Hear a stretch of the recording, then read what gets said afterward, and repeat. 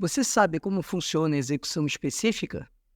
Sou Renato Veloso, sou juiz de direito e professor, e neste canal nós ajudamos estudantes e profissionais de direito a compreenderem melhor a teoria e alinhá-la com a prática jurídica. Isso de uma forma descomplicada. Eu já te convido a se inscrever no meu canal. E lembre-se, ative o sininho, porque sempre que lançarmos um vídeo novo, você receberá uma notificação. Na pílula jurídica de hoje, nós vamos conversar sobre execução específica. Lembrando que essa pílula faz parte de uma série onde estamos estudando o processo de execução.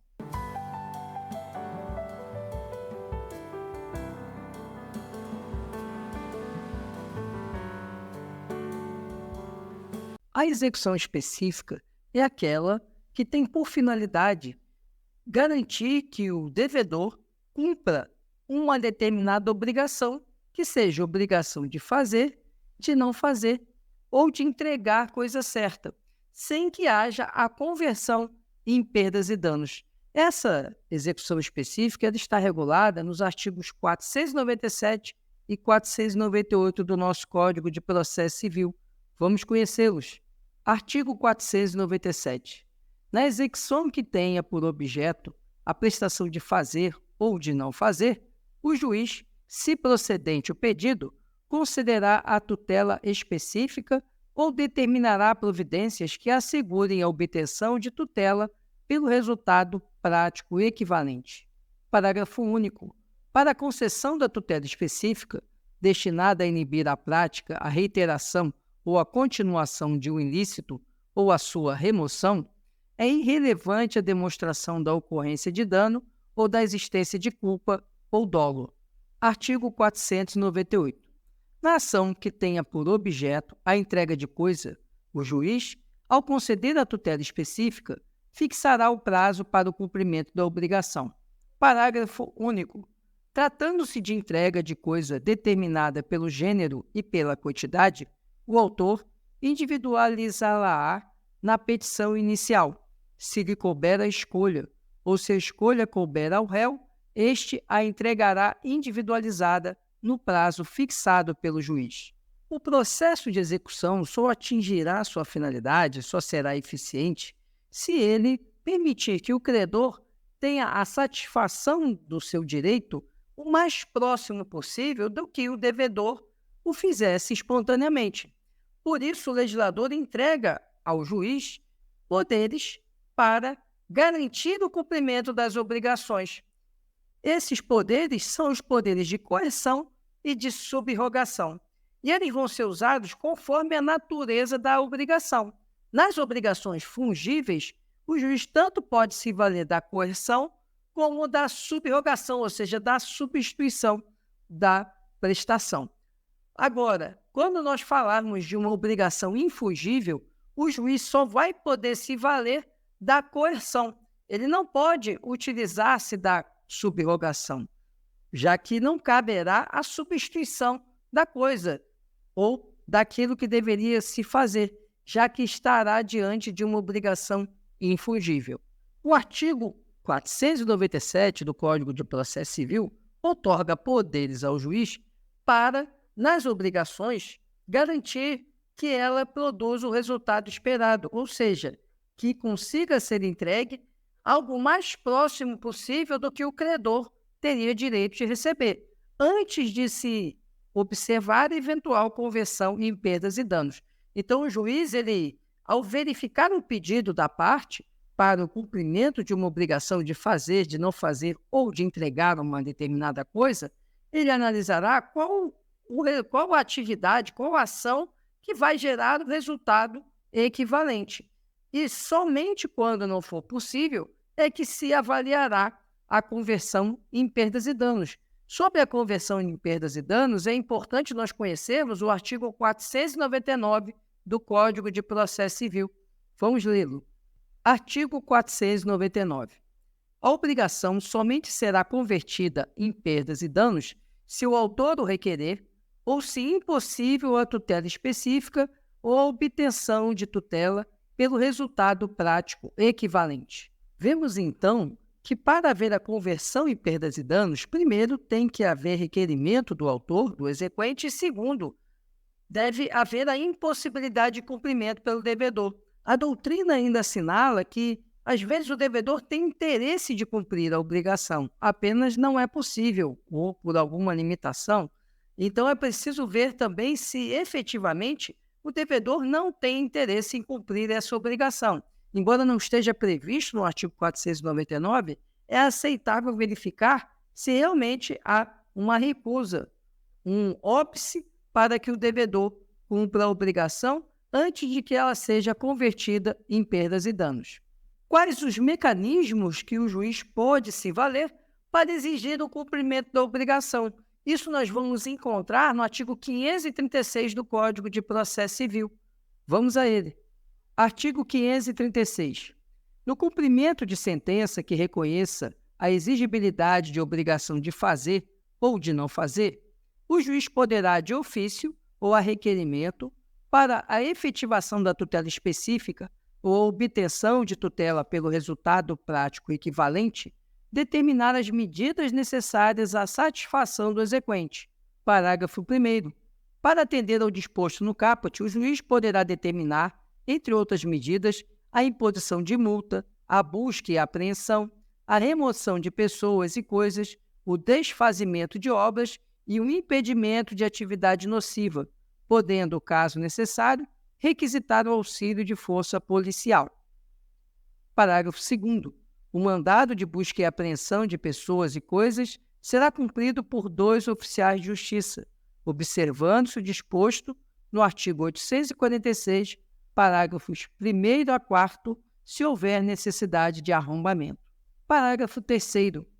O executado incidirá nas penas de litigância de má-fé quando injustificadamente descumprir a ordem judicial, sem prejuízo de sua responsabilização por crime de desobediência. Parágrafo 4º. No cumprimento de sentença que reconheça a exigibilidade de obrigação de fazer ou de não fazer, aplica-se o artigo 525 no que couber. Parágrafo 5º. O disposto neste artigo aplica-se no que couber ao cumprimento de sentença que reconheça deveres de fazer e de não fazer de natureza não obrigacional. Percebemos, então, que um dos mecanismos que o juiz possui é a questão da fixação da multa. Uma primeira observação que devemos fazer é que a fixação de multa para o cumprimento de determinada obrigação não afasta o reconhecimento do ato atentatório à dignidade da justiça, previsto no artigo 77, parágrafo 2º, e também no artigo 774. Ou seja, é possível cumular a multa, que são as astrientes pelo descumprimento de uma determinação judicial, com as multas inerentes ao ato atentatório à dignidade da justiça. A multa é um mecanismo de coerção e o juiz ele pode fixar essas multas conforme a natureza da obrigação a ser cumprida, seja ela fungível ou infungível. O juiz ele pode fixar uma multa que vai ser periódica, pode ser mensal, pode ser diária, a depender da natureza da obrigação. E essa multa ela pode sendo acumulada conforme o tempo de descumprimento pelo devedor. O que a legislação coloca, e também a jurisprudência, é que essa multa não pode também tomar proporções muito maiores do que a própria obrigação. Por isso, o juiz ele tem o poder, inclusive, de reduzir a multa, de dizer que ela não vai mais incidir quando ela atingiu determinado patamar, justamente para que ela não tome um alcance muito grande, que acabe sendo mais interessante do que o cumprimento da própria obrigação. Mas, por outro lado, ela tem também a finalidade de coagir, de fazer com que o devedor cumpra a obrigação. Então, não se pode também pensar numa multa que seja irrisória ou que, para o devedor, fique tranquilo, fique satisfatório ele não cumprir a obrigação, já que a multa não tem nenhuma repercussão na esfera patrimonial do devedor. E qual vai ser o valor da multa fixada? Dependerá da natureza da obrigação a ser cumprida. E o juiz ele pode, dependendo da inércia do devedor em cumprir a obrigação, pode majorar essa multa, pode estabelecer uma alteração na periodicidade, tudo isso com a finalidade de compelir o devedor a cumprir a obrigação. Outro ponto importante é que, mesmo nos títulos executivos extrajudiciais, é possível o juiz fixar multas. É o que está previsto nos artigos 806 e 814 do nosso Código de Processo Civil. Vamos conhecê-los. Artigo 806. O devedor de obrigação de entrega de coisa certa, constante de título executivo extrajudicial, será citado para, em 15 dias, satisfazer a obrigação. Parágrafo 1º. Ao despachar a inicial, o juiz poderá fixar a multa por dia de atraso no cumprimento da obrigação, ficando o respectivo valor sujeito a alteração caso se revele insuficiente ou excessivo. Parágrafo 2º. Do mandado de citação, constará a ordem para emissão na posse ou busca e apreensão, conforme se tratar de bem imóvel ou móvel, cujo cumprimento se dará de imediato, se o executado não satisfizer a obrigação no prazo que lhe foi designado. Artigo 814. Na execução de obrigação de fazer ou de não fazer, fundada em título extrajudicial, ao despachar a inicial, o juiz fixará a multa por período de atraso no cumprimento da obrigação e a data a partir da qual será devida. Parágrafo único. Se o valor da multa estiver previsto no título e for excessivo, o juiz poderá reduzi-lo. Uma observação importante é que, no caso dos títulos executivos extrajudiciais, o juiz pode reduzir a multa, ou seja, a multa prevista no título executivo pode ser reduzida pelo juiz, mas ele não pode aumentar essa multa. Se no título executivo já havia previsão de multa por descumprimento, o juiz fica vinculado ao previsto no título executivo, podendo apenas reduzir a multa se ela se mostrar excessiva, mas ele não pode aumentar essa multa. Outro ponto importante é que o juiz vai fixar a multa e essa multa só pode ser cobrada depois que foi dada a oportunidade ao executado de cumprir a obrigação, ou de fazer, ou de não fazer, ou de entregar coisa certa. Enquanto ele não for cientificado do dever de cumprir essa obrigação, não se pode fazer incidir a multa. E, por fim, é preciso observar que a multa, se ela se mostrar exagerada, ela poderá ser reduzida pelo juiz. A partir de quando, afinal, que vai poder ser cobrada a multa? A multa será cobrada a partir da intimação do devedor. É o que está previsto na súmula 410 do STJ. Vamos conhecê-la. Súmula 410 do STJ. A prévia intimação pessoal do devedor constitui condição necessária para a cobrança de multa pelo descumprimento de obrigação de fazer ou não fazer.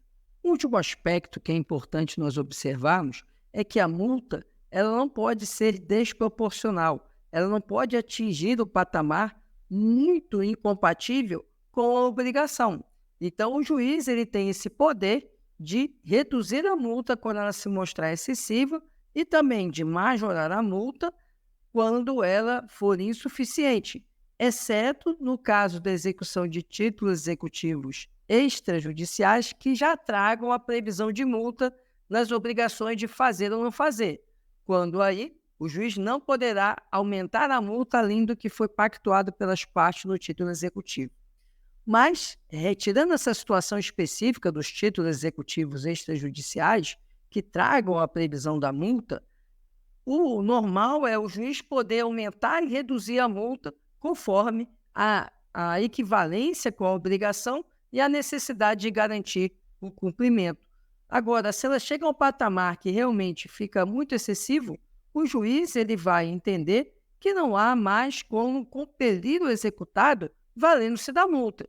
E, portanto, o juiz vai fixar a multa num patamar definitivo e vai apresentar ao exequente para que ele adote outros meios para garantir o cumprimento da obrigação ou requeira a conversão da obrigação em perdas e danos.